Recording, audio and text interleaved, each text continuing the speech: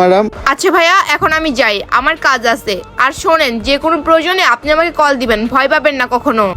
ঠিক আছে, যাই। আমি সবসময় আল্লাহ তাআলার কাছে দোয়া করি যেন আপনি সবসময় সুস্থ থাকতে পারেন।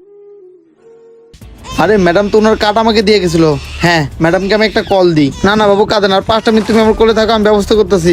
পকেটে ছিল, এই তো পাইছি। হ্যাঁ, এই তো কার্ডটা ম্যাডামের। নাম্বারটা উঠায় ম্যাডামকে তাড়াতাড়ি আমি কল দিই। ফোনে মনে আর 2-3 টাকা আছে। বাচ্চাটাও কান্না করতেছে। বাবু কাঁদে না। আরে এই টাইম আবার কে কল দিল? রিসিভ করি তো। হ্যালো, কে? হ্যালো ম্যাডাম, আমি হইলাম ভিখারি। আপনি আমাকে চিনছেন? ওই যে সকালে যে আপনি আপনার কার্ডটা আমাকে দিয়ে গেছিলেন, ওই ভিখারি আমি। আপনি কি আমার কাছে একটু আবার আসতে পারবেন?